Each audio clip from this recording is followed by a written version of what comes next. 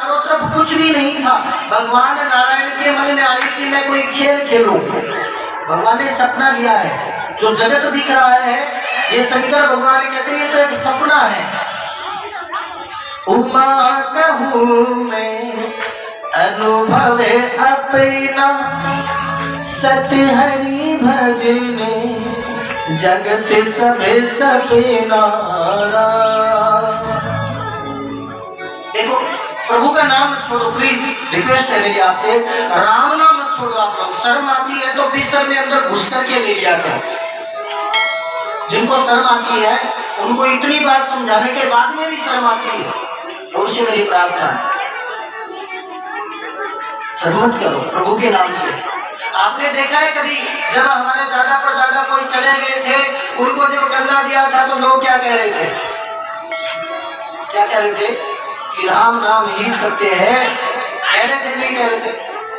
तो उस समय वो क्यों कहते हैं? किसको सुनाते हैं?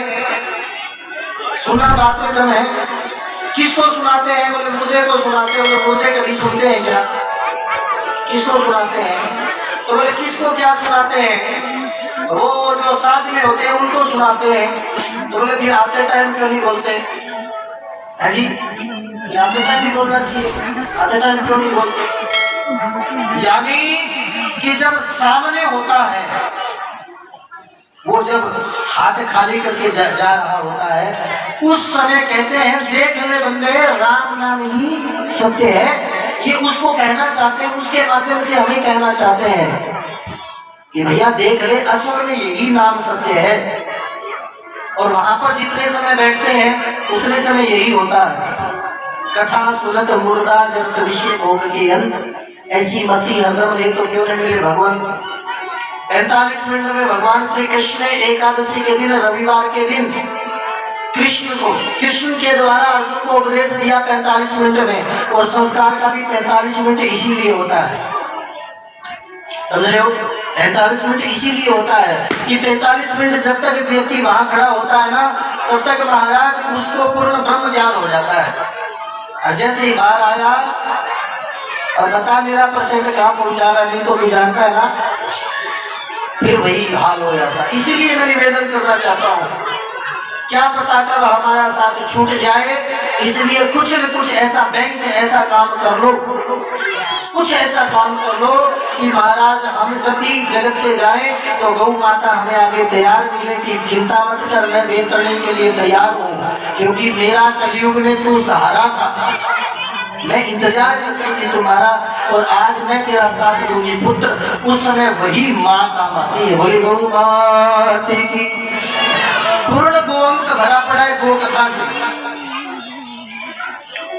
तो बड़े प्रेम के साथ में गौ सेवा में आप कभी न छोड़े।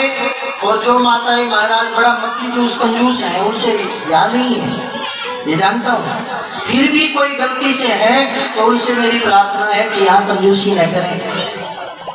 भाई बंधुओं से भी प्रार्थना है, आप ही देखिए गौ भक्ति बहुत ऊंचा स्तर है, इसकी सेवा कभी व्यर्थ नहीं हो सकती। नंद के लाला की। सुखदेव जी के द्वारा परीक्षित को जब बोध करवाया गया कि प्रभु का नाम सत्य है, उसके बाद में महाराज जगत की रचना हुई। जगत की रचना में सर्वप्रथम नाभि कमल से ब्रह्मा प्रकट हुए। ब्रह्मा ने कहा मैं कौन को हम, मैं कौन कौन। भगवान नारायण ने आकाशवाणी की ब्रह्मा जी तप करो। ब्रह्मा जी ने तप किया और तप के प्रभाव से महाराज ब्रह्मा जी के द्वारा 4 संकल्प सृष्टि के द्वारा पुत्र हुए, सनक सनंदन सनातन और सनंद कुमार।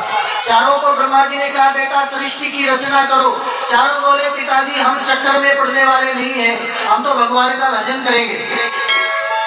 ब्रह्मा जी को क्रोध आया, भ्रिकुटी फटी, और जैसे ही क्रोध से भगवान रुद्र प्रकट हो गए। बोले शंकर भगवान की। शंकर बाबा से कहा कि आप संसार की रचना करो। भोले बाबा बोले महाराज मैं। बोले हाँ। बोले ठीक है ब्रह्मा जी आप ध्यान करो। अब भोले बाबा लगे बनाने के लिए, तो किसी के एक टांग बना दी, 2 मुंह बना दिए, किसी के एक आंख 2 नाक बना दिए, एक टांग लंबी कर दी, एक छोटी कर दी, किसी का महाराज सर बड़ा कर दिया, किसी की टांगे छोटी कर दी।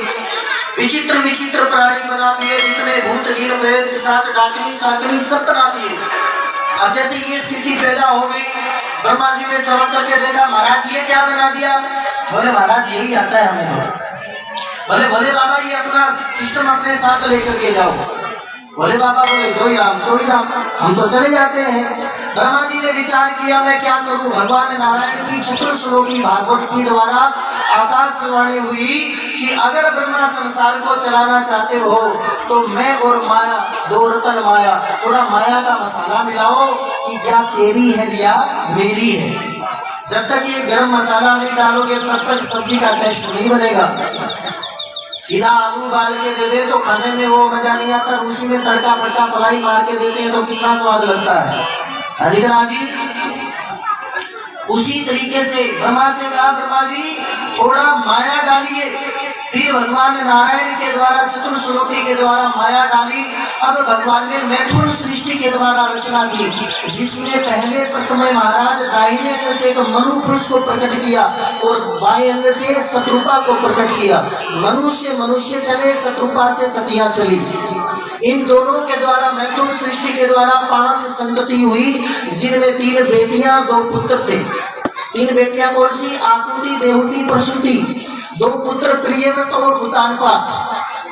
आकुति का विवाह रुचि प्रजापति के साथ में संपन्न हुआ, जिनके घर यज्ञ पुरुष भगवान प्रकट हुए। यज्ञ की पत्नी का नाम क्या है? दक्षिणा। दक्षिणा के साथ में विवाह हुआ।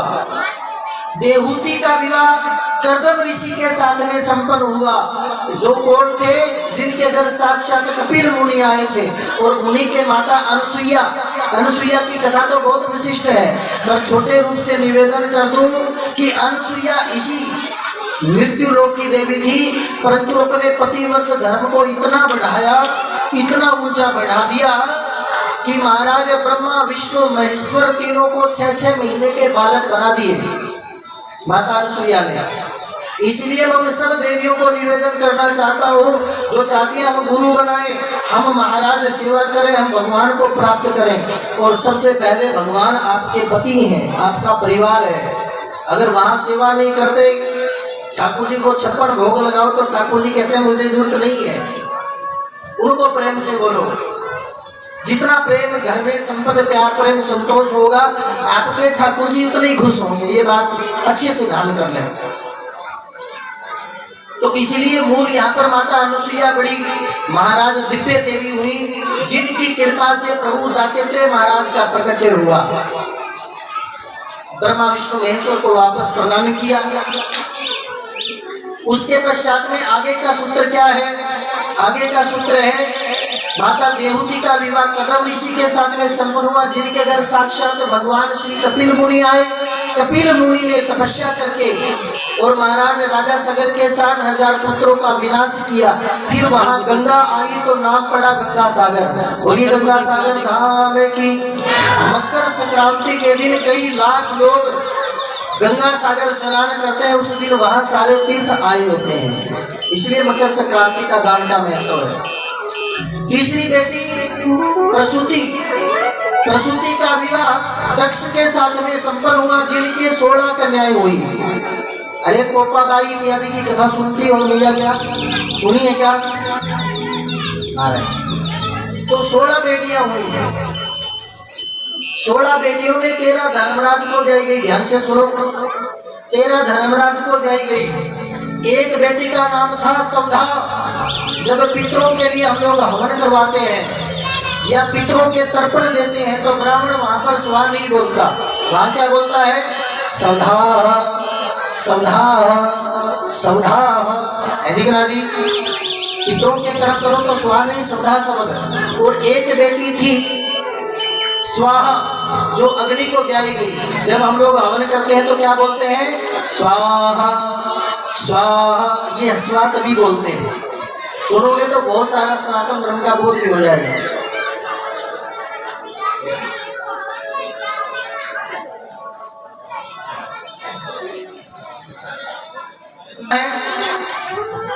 तीसरी मैया स्वाहा और 16वीं बेटी माता सती, जो भगवान शिव को